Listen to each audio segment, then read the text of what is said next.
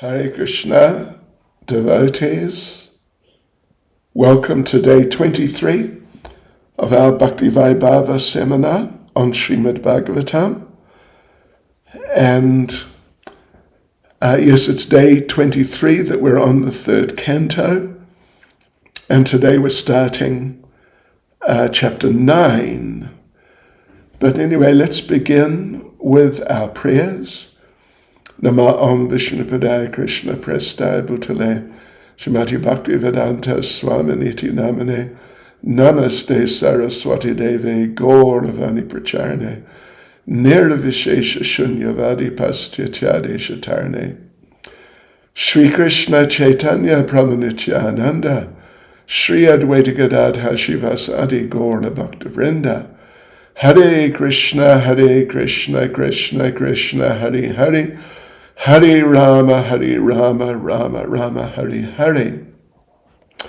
Vanchakalpatarubhyas cha kripas sindhubhya evacha Patitanam pavanebhyo vaishnavebhyo namo namaha. Srila Prabhupada ki jai. Right, so Srimad Bhagavatam, Canto 3, Chapter 9, which is titled Brahma's Prayers for Creative Energy. So, there are 44 verses in this chapter, and we've divided them into 3 sections as follows. First section is a big one, from verse 1 to verse 25, and this is Brahma's prayers, the actual prayers of Lord Brahma. So from verse 1 to 25, Brahma's prayers. The second section is verse 26, 27, and 28. Brahma becomes silent after offering his prayers. Verse 26 to 28, Brahma becomes silent. And then the third section, from verse 29 to verse 44, Garbhadakshay Vishnu responds to Brahma. 29 to 44, Garbhadakshay Vishnu responds to Brahma.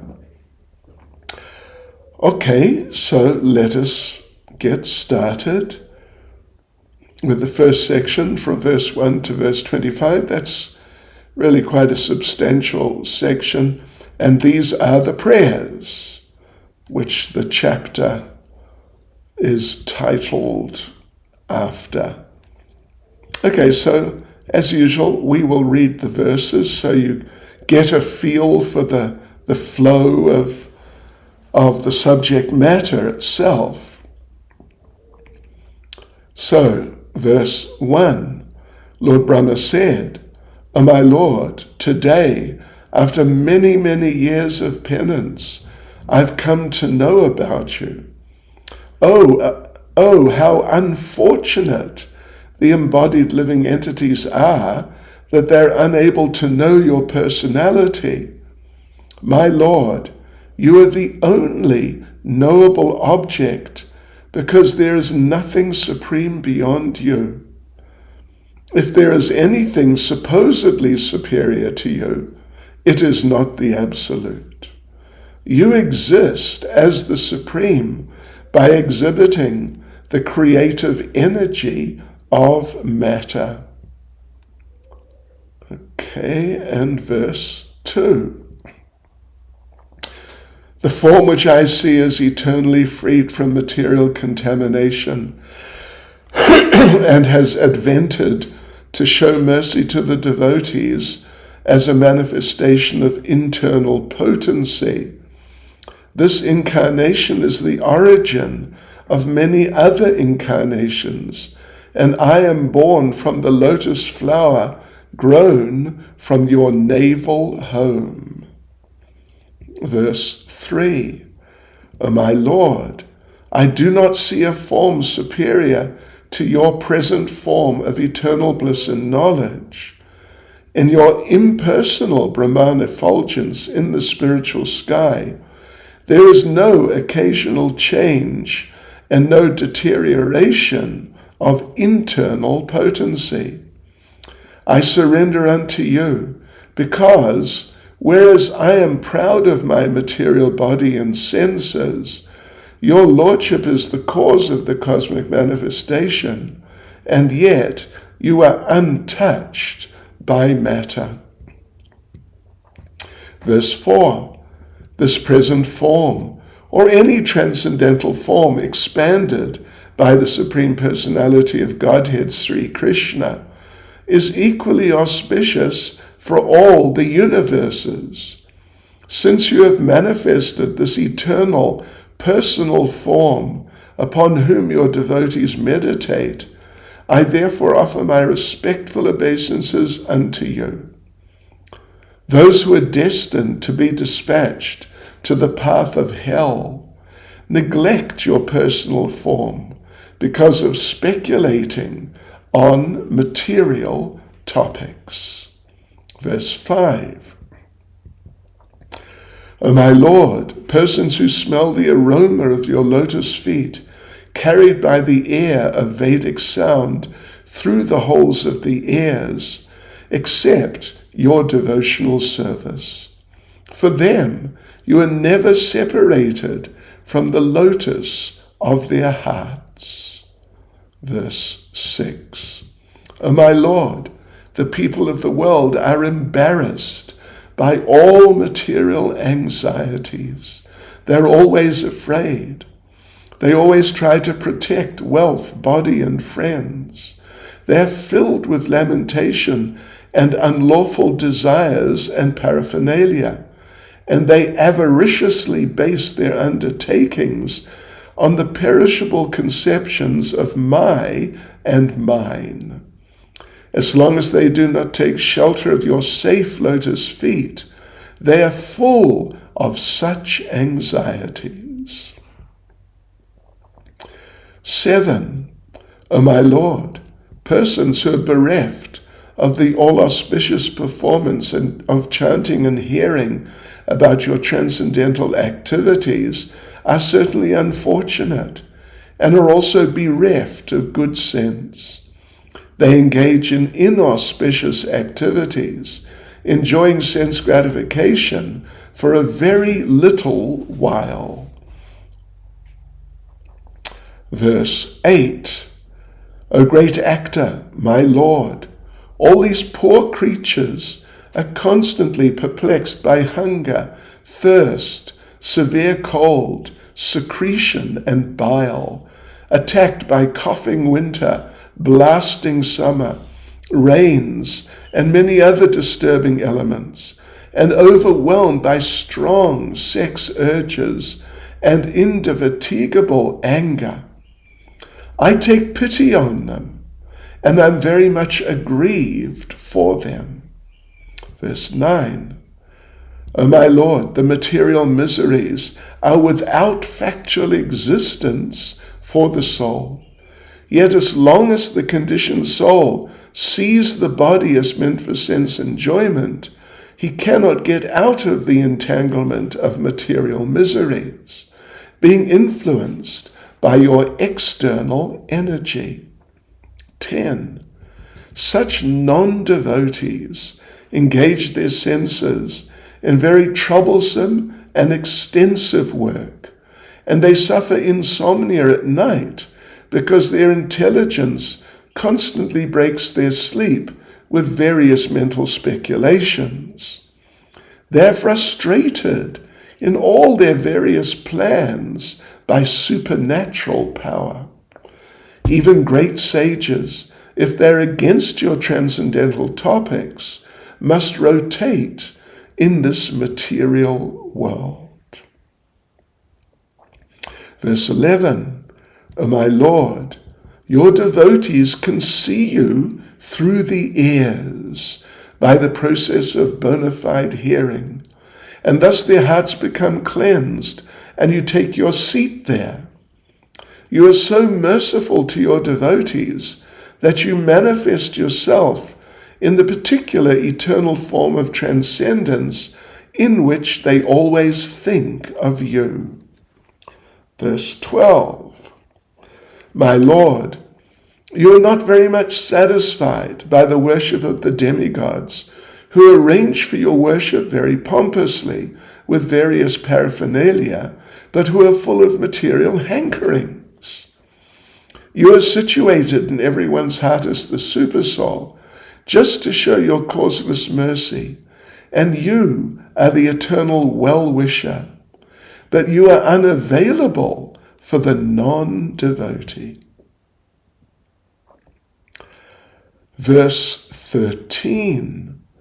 But the pious activities of the people, such as performance of Vedic rituals, charity, austere penances, and transcendental service, performed with a view to worship you and satisfy you by offering you the fruit of results, are also beneficial. Such acts of religion never go in vain. 14. Let me offer my obeisances unto the Supreme Transcendence, who is eternally distinguished by his internal potency. His indistinguishable impersonal feature is realized by intelligence for self-realization. I offer my obeisances unto him, who, by his pastimes, enjoys the creation, maintenance, and dissolution of the cosmic manifestation. Verse 15.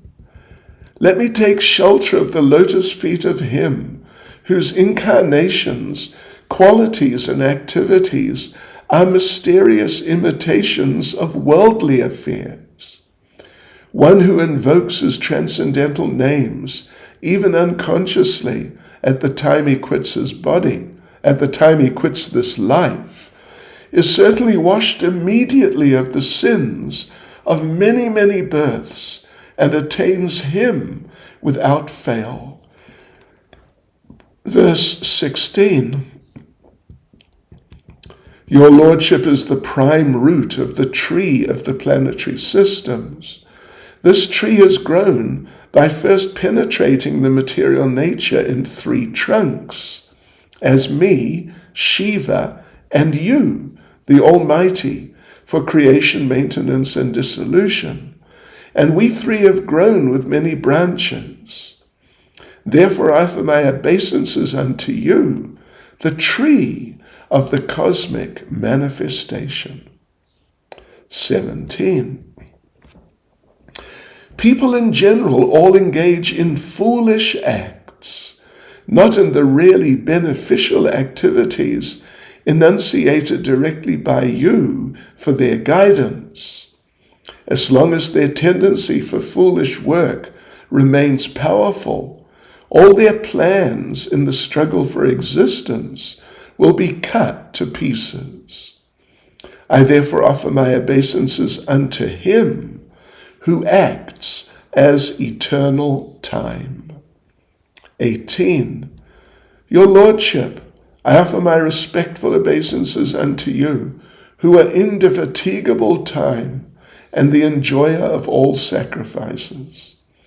Although I am situated in an abode which will continue to exist for a time duration of 2 paradas, although I am the leader of all other planets in the universe, and although I have undergone many, many years of penance for self-realization, still I offer my respects unto you.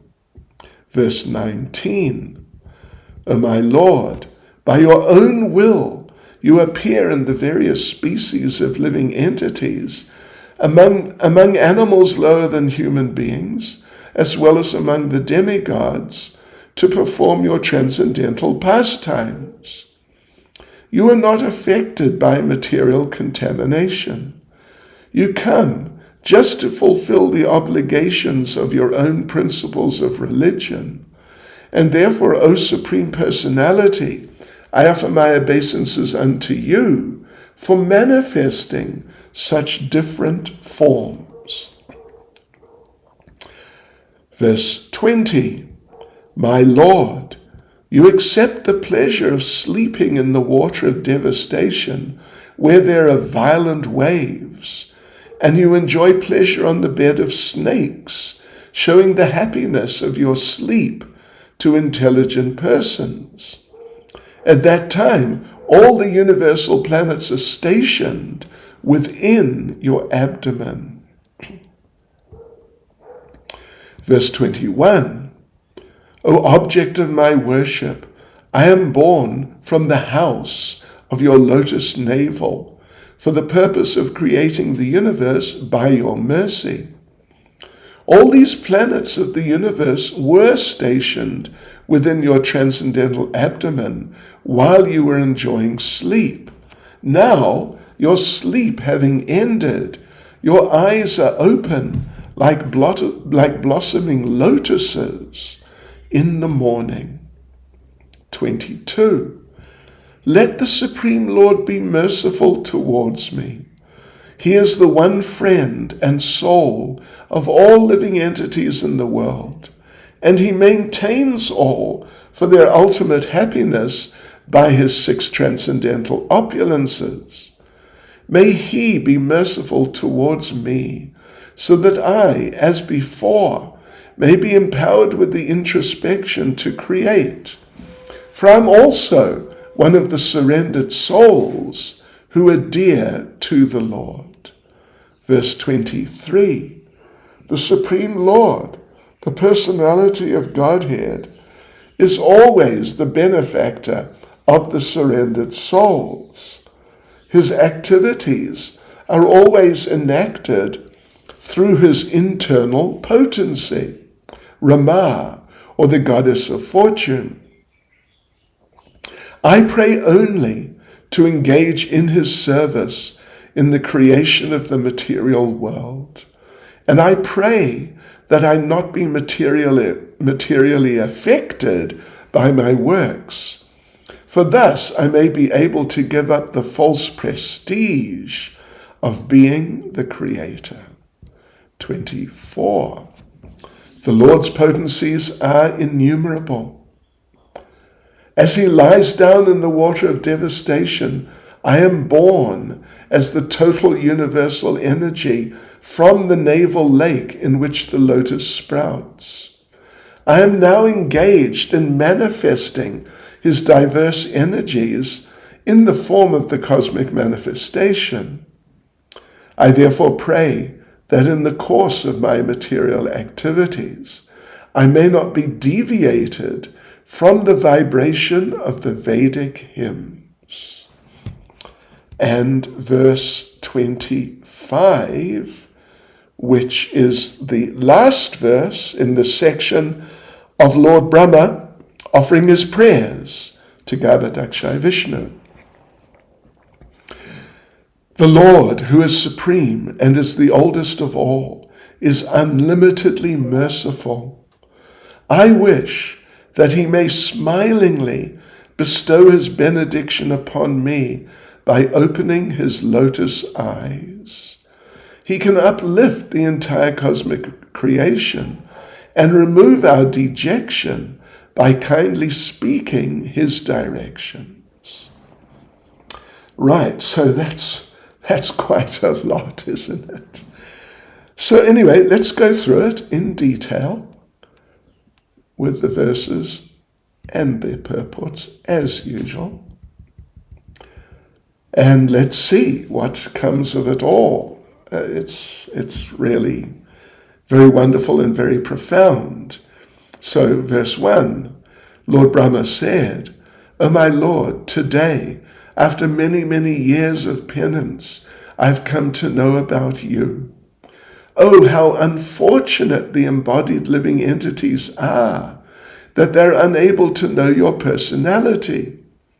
My Lord, you are the only knowable object, because there is nothing supreme beyond you. If there is anything supposedly superior to you, it is not the absolute. You exist as the supreme by exhibiting the creative energy of matter.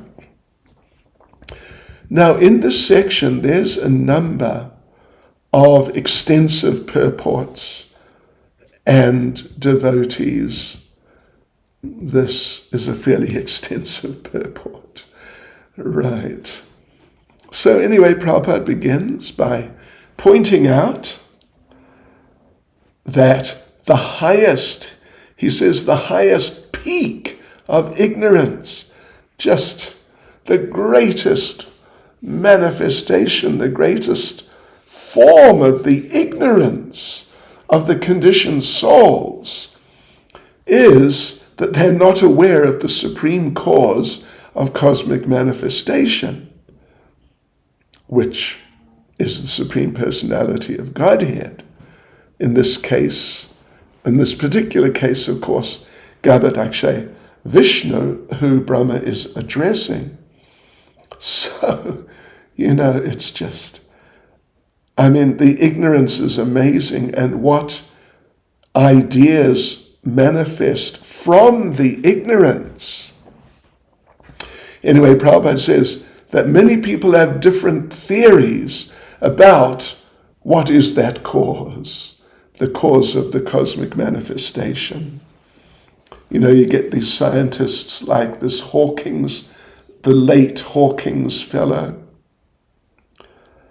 But some time ago, I don't know when, I never saw it, but I heard a little bit about it. He wrote a book about time and the creation of the universe called, if I remember correctly, A Brief History of Time. And it was written for the ordinary person, not for scientists. So it was in relatively simple terminology, apparently. And it was extremely popular because the people thought, now this genius has figured out what is the cause of all causes and life and everything. So it was very popular. It was bought a lot. I don't know how many copies, but plenty of copies were sold. But now, and then he passed away, I don't know, sometime afterwards. But then his colleague, who with him wrote that book, or assisted him in writing that book, he says that actually before Hawkins died, he came to the conclusion that what he had said in that Brief History of Time was not really correct. So they were in a process of writing another book to update it and point out the apparently quite many faults in it. But then he died. So now this man, his assistant, has completed it. And I read, not the book at all, but I read a sort of, not even a review, well, you could say a review, but just some person had written some sort of evaluation of it. And he was saying, oh, yes, very good. Yes, improved our understanding. But I'm sorry, it's just another, that book, the first one, the brief History of Time, was just so much ignorance. Unbelievable. And now this sort of updating or improving or clarifying, pointing out some errors and giving some better explanation, it's just another ignorance. Yes. And how are they ever going to, through their research, through their speculation and theorizing, etc., how are they ever going to come to the conclusion that the universe has manifested from the glance of Mahavishnu? And then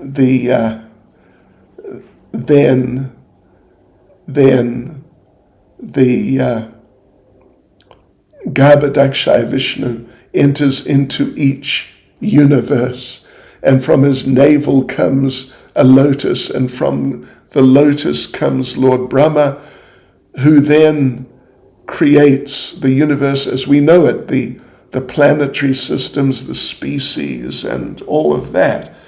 What's the likelihood? How about less than zero? Of course, the devotees, are and will continue and will increase working hard to clarify these things properly. And sooner or later, they'll become accepted, I'm sure, gradually. But sooner or later, these versions we're reading about right here will become accepted. So anyway, so these people have their different theories about what's the cause. But Prabhupada says they are not real. None of them are genuine. The actual cause is Lord Vishnu. But Maya, the illusory energy, is impeding the vision of, Prabhupada says, even the most stalwart scientists and philosophers. So they're not wonderful. But the Lord has, through his material energy, made many distractions.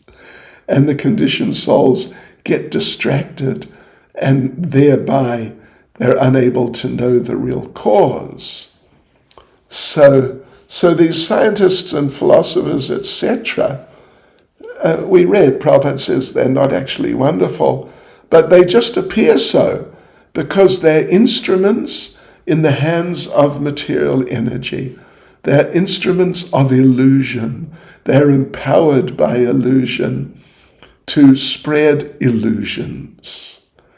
So therefore, under illusion, the general mass of people deny the existence of the Lord and accept Prabhupada says, the foolish products of illusory energy as supreme. But anyway, we go on to the second paragraph. Prabhupada says that you can know that cause. They're looking for the cause, speculating, all sorts of weird speculations and inaccurate. But it is possible to know the cause, who is the Lord, but only by his mercy. And how to get that mercy? It's only given to pure devotees like Lord Brahma and members of his disciplic succession. So devotees, very humbly and very gratefully, we can understand that this includes us. It includes us. At least we're in the earlier stages of coming to this point that Lord Brahma has come to himself and that he's talking about. Yeah. So anyway, Brahma had performed penance, and on the basis of that, he had got realization, and so he could understand Garbhadakshay Vishnu. He was able to see Garbhadakshay Vishnu by penance and understand him by realization. So, the understanding must be because, based on what Srila Prabhupada said right at the beginning of this paragraph, that you can only see the Lord, you can only know the Lord, the cause, by his mercy, and his mercy is given to pure devotees like Brahma and members of his disciplic succession. So just by that statement we understand that even though Prabhupada says here that Brahma could only see Garbhadakshay Vishnu by penance, see him by penance, and then understand him by realization. So he must have been an elevated devotee is not just through penance alone, just by being austere. Like when a Ekadasi is coming in a few days. So on Ekadasi,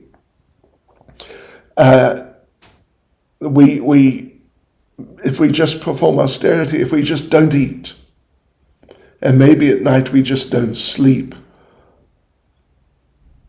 then we're going to be able to come to see the Lord if we do that every Ekadasi.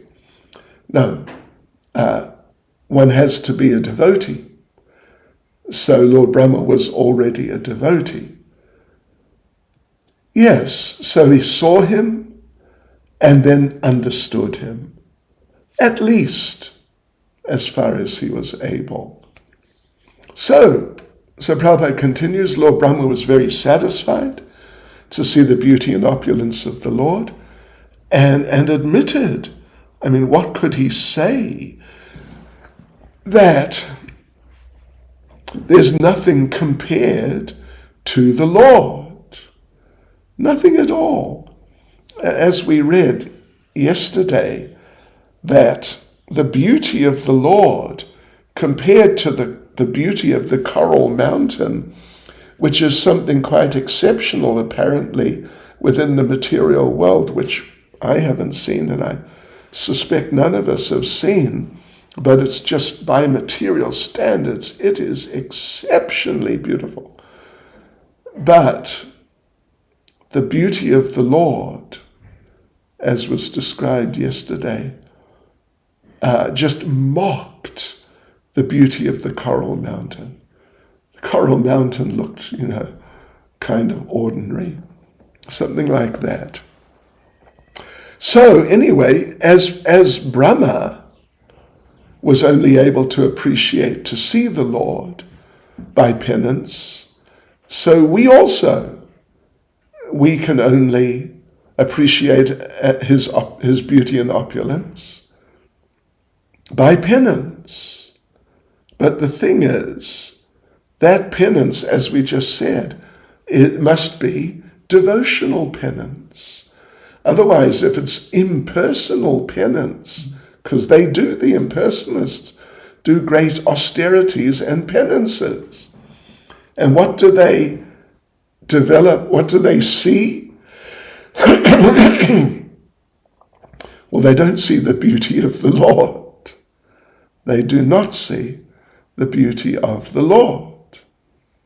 They just see the Brahmajyoti. And that's only if they become extremely advanced. So when you become acquainted with that beauty and opulence, then you're no longer attracted to any other beauty and opulence, whatever it may be. So Srila Prabhupada then refers, just very briefly at the end of the second paragraph, to Bhagavad Gita chapter 2 verse 59, famous verse, Param Drishtva Navartate, that you can reject the beauty, in this context, let us say, you can reject the beauty and opulence of anything material, whatever it is, if you get the higher taste through contact with the Lord, through his devotional service. Right. So there's a third paragraph. Prabhupada says, those fools who don't try to appreciate the Lord's beauty and opulence, they're condemned here by Brahma. They,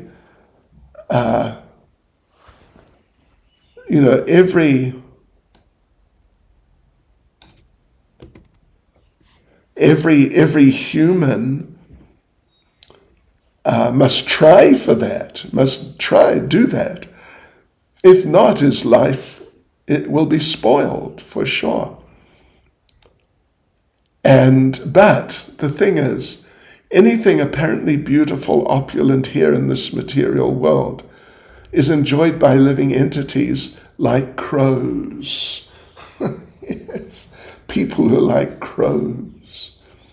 They get money, paper, pieces of paper, with in this case here in South Africa, pictures of the previous president, Nelson Mandela, who's dead, and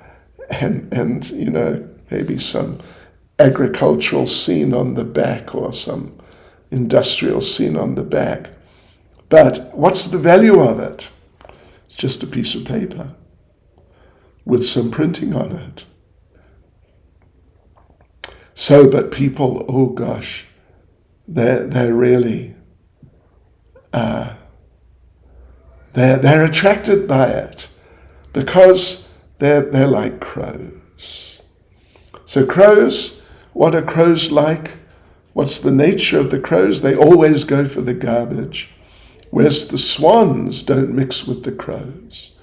The swans prefer nice lakes with lotuses, surrounded by beautiful orchards.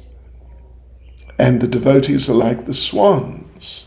And the best devotees are called the Paramahamsas, the supreme swans. Yeah. And Prabhupada concludes the purport by saying, both crows and ducks are undoubtedly birds by birth. Or that maybe we should say, well, anyway, that's what Prabhupada says.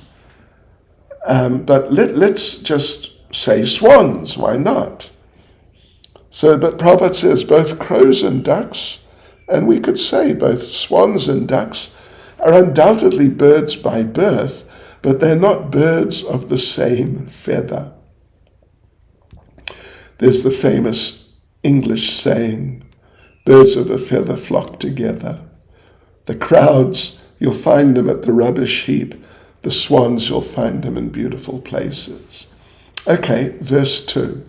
The form which I see is eternally freed from material contamination and has advented to show mercy to the devotees as a manifestation of internal potency.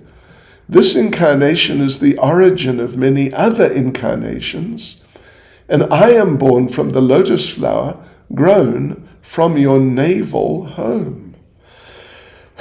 So, Prabhupada explains, the three guna avatars, Brahma, Vishnu, Shiva, they're in charge of the modes. Brahma, the mode of passion, Vishnu, goodness, Shiva, ignorance. And they're all coming from Garbhodakshay Vishnu. And that's of course, who Brahma is describing here. Yes. So, from Kshirodakshay Vishnu, not exactly Garbhodakshay Vishnu, come the great majority of the incarnations of Lord Vishnu. Yes. From Garbhodakshay Vishnu, Brahma, Vishnu, Shiva come. That's a fact. And they're incarnations of certain types. But generally speaking, the Vishnu incarnations come from Kshirodakshay Vishnu from time to time. And why do they come? Just for the pleasure of the devotees, the pure devotees. So, of course, these incarnations who appear from time to time, they can't be compared to the conditioned souls. Not even to Brahma and Shiva. Yeah, Brahma and Shiva, they're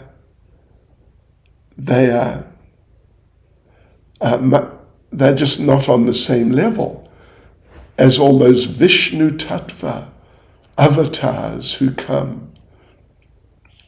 Yeah, they're just not on the same level.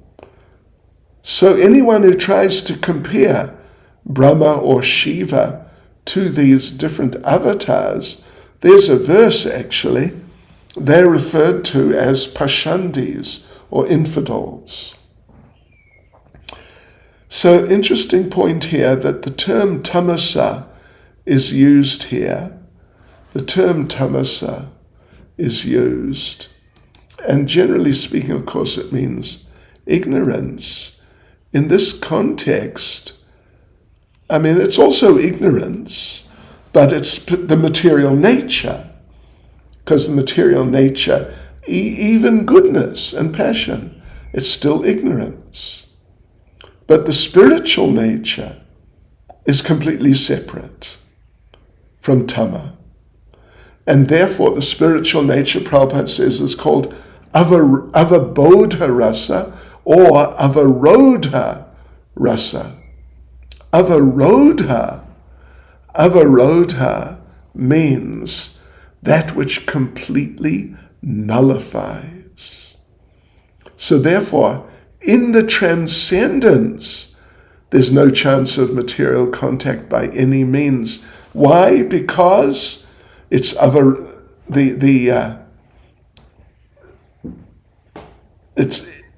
it's avarodha rasa.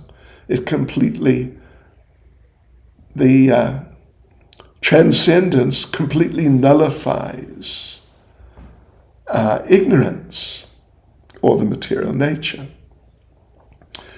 Right, so Prabhupada concludes the purport by saying, Brahma is the first living being, and therefore he mentions his birth from the lotus flower generated from the abdomen of Garbhodakshai Vishnu.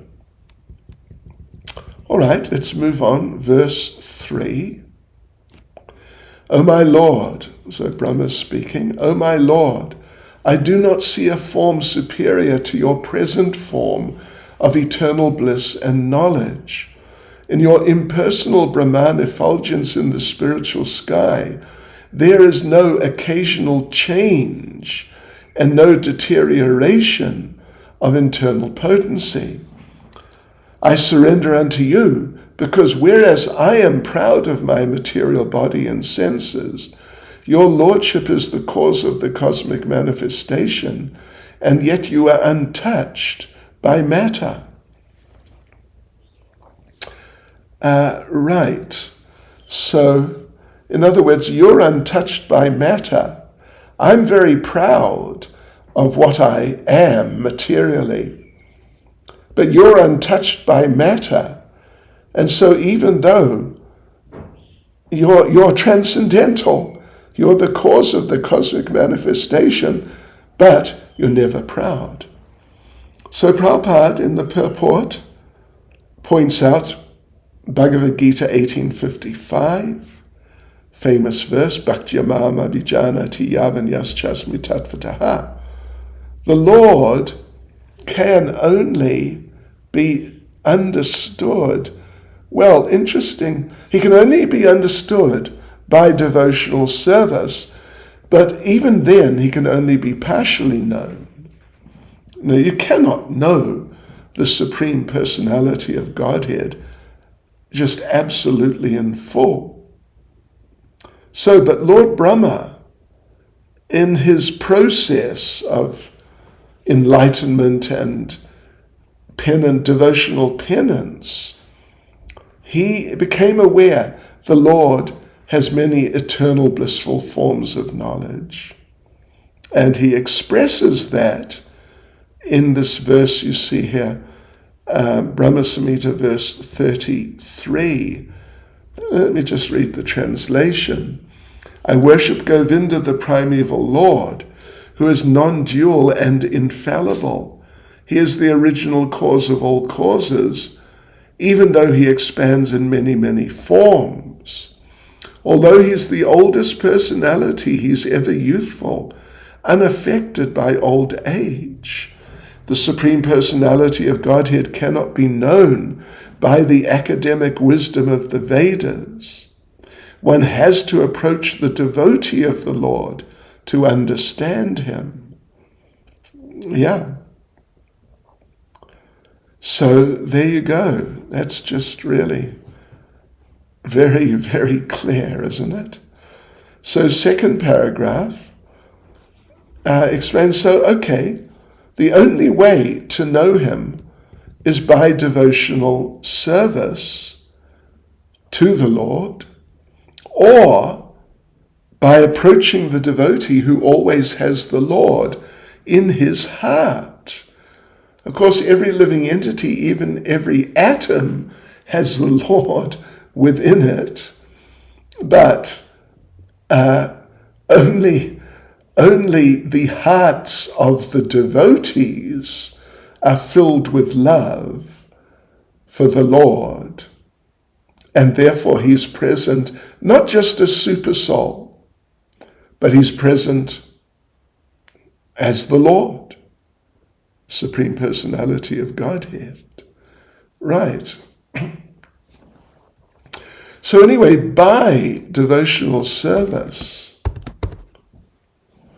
you can understand that the Brahmajyoti is just a partial representation of him, and that the three Purushas are plenary portions.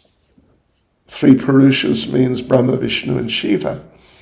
So in the spiritual sky, Prabhupada says, in the spiritual sky of the Brahmajyoti, there are no changes like the kalpas in the material world, and no creative activities as there are in the material world. The influence of time is conspicuous by its absence. Although it's there as a background to the Lord's pastimes, but it has no effect in terms of aging on him or on anyone or anything there. So the rays of his body, the Brahmajyoti, are not affected by the influence of material energy. Prabhupada says here, Prabhupada says, in the material world also, well, there it is, right at the end, Prabhupada concludes the purport by saying, in the material world also the initial creator is the Lord himself. He brings about the creation of Brahma, who becomes the subsequent creator, empowered by the Lord. Verse 4, this present form, or any transcendental form expanded by the Supreme Personality of Godhead, Sri Krishna, is equally auspicious for all the universes. Since you have manifested this eternal personal form upon whom your devotees meditate, I therefore offer my respectful obeisances unto you. Those who are destined to be dispatched to the path of hell neglect your personal form because of speculating on material topics. Sure, that's interesting, is it? Yeah. All right, so let us go through the purport.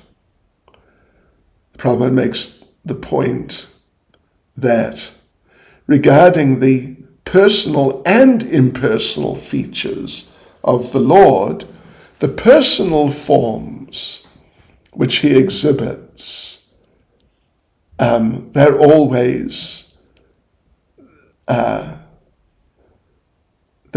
worshipped. They're always for the benedictions of the universes, and they're always worshipped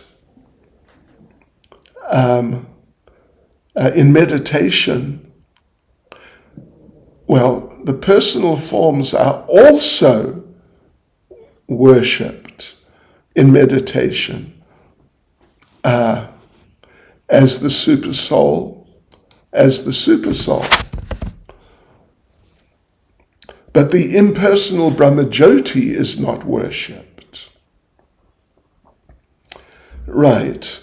So anyway, persons who are addicted to the impersonal feature, they're all, Prabhupada says, they're all pilgrims to hell. Because they're addicted more to false arguments than they are to reality or descriptions of reality. So therefore, Brahma condemns here the association of impersonalists. That's extremely important. Okay, so, second paragraph. All these plenary portions of the Lord, they're all equally potent. As Brahma Samhita verse 46 says, and Prabhupada quotes this verse 46, which is the famous verse about lighting different candles, lights, deepachir eva. These deeps means these lights or candles. Yeah. So he expands himself, the Lord, expands himself as flames of fire expand one after another. So even though the original flame, Krishna, Govinda, the original Lord, he's the original Lord, but still all the other expansions are as potent as him. And they're all transcendental. They're untouched by matter. So, but the thing is, in the kingdom of God, there's no word jugglery, none of the stuff which the impersonalists are engaged in. Therefore, they don't go there. They don't go there to the kingdom of God, because there's no word jugglery, which is what they're interested in. The form and the form, all the different forms of the Lord, and the particular form the Lord may show a devotee, like Prahlad. He was particularly shown Nrsingadev. So none of those forms are mundane, of course. And even though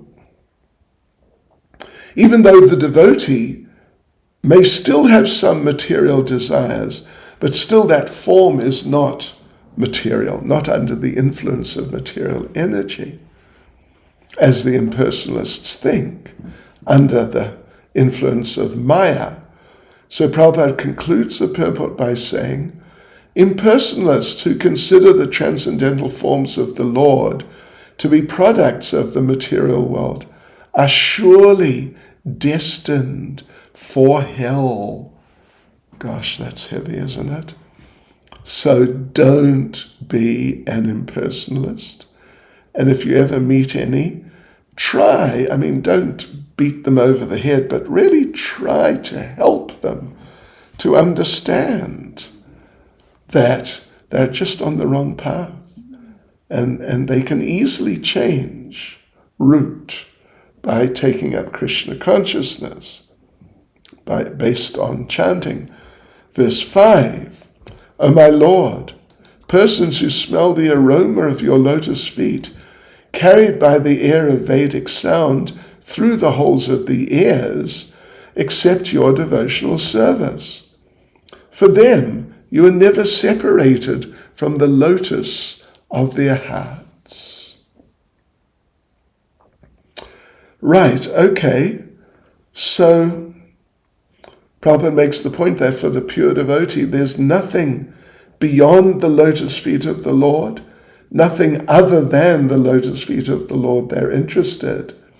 And the Lord knows they don't want anything other than that. Yes. And Prabhupada refers to the word tu, which means but. It's the second word in the first line of the verse. Yeah. But those who smell the aroma of your lotus feet. Yeah. There. You are never separated from the lotus of their hearts. But also, Prabhupada makes the point, the Lord also doesn't want to be separated from their lotus hearts. That's their relationship. The devotees are fully engaged in devotional service, in love, and the Lord is accepting that service and reciprocating in love. So therefore we can understand from this, of course, that the devotees are specifically dearer to the Lord than the impersonalists, to put it mildly. So, this relationship, devotees, Lord, interactions in the relationship develops on the basis of bona fide devotional service. So even like in our cases, we've got a way to go. The Lord has not appeared in front of us as he did with Lord Brahma. We've got a way to go. But still, we're on the right track because we're engaged in bona fide devotional service, coming ultimately from Prabhupada, in terms of immediate connections, and confirmed by the Vedas. So these devotees, Prabhupada says, pure devotees, they're not sentimentalists, but they're realists because their activities are supported by Vedic authorities who have heard the Vedic literatures. So there's a short second paragraph in which Prabhupada says the word paraya, which is in the third line of the Sanskrit, is very significant. So para bhakti, or spontaneous love of God, is the basis of the intimate relationship with the Lord. That's when it becomes intimate. We're working on it, as we said. So it can be attained, though. This higher stage of relationship with the Lord can be attained simply by hearing about him, his name, form, quality, etc. Just by hearing about him from authentic sources like Bhagavad Gita and Srimad Bhagavatam, as they're recited by pure devotees. Okay, let's have a look here. Okay, let's do, that was verse 5. Let's do verse 6, and then we'll conclude for today. O my Lord, the people of the world are embarrassed by all material activities, by all material anxieties. They're always afraid. They always try to protect wealth, body, and friends. They're filled with lamentation and unlawful desires and paraphernalia, and they avariciously base their undertakings on the perishable conceptions of I, of mine, and my and mine. Avariciously means greedily. Yes, that's what it means. As long as they do not take shelter of your safe lotus feet, they're full of such anxieties. So, Prabhupada raises the point at the beginning of the purport. We may wonder how we or anyone can always think of Krishna, his name, form, etc., if one still is embarrassed by thoughts of the family. Because everyone here in this world thinks of how to maintain the family, protect wealth, keep up with friends, relatives, as they say, keep up with the Joneses. That's a famous British saying. Your house must at least be as nice as the houses of your neighbors. So therefore, the materialist is always in fear and lamentation, trying to keep up with the status quo or keep up with the neighbors. So to answer this, This verse of Lord Brahma's, Prabhupada says, is very appropriate. And then Prabhupada elaborates. A pure devotee never thinks he's the proprietor of his house. It's Krishna's house. He surrenders it to Krishna. So he has no fears of this sort. And because of the surrender, he has no attraction for wealth. And even if there is some attraction, because it was there, Prabhupada, sometimes he would say, yes, we want to get money for Krishna so we can expand the movement. So even if there is some sort of attraction for wealth, it's not for sense gratification, but for Krishna's service. Yeah. So the devotee thinks of getting money for Krishna's service. Ordinary people think of getting money for sense gratification for themselves. Right. So therefore, that wealth which they're accumulating for sense gratification, for the non-devotees, it's a source of anxiety, but for the devotees, it's not a source of anxiety.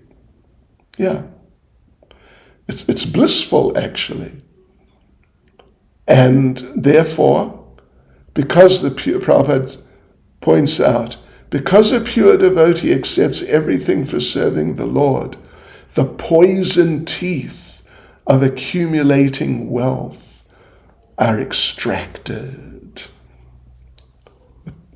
Yeah. So, and Prabhupada makes the point that if a snake has had its poison fangs removed and it bites someone, the effect is not fatal. So Prabhupada concludes the purport by saying, he concludes by saying, a pure devotee is never entangled in material worldly affairs, even though he may remain in the world like an ordinary man. Hare Krishna. Srila Prabhupada ki jai.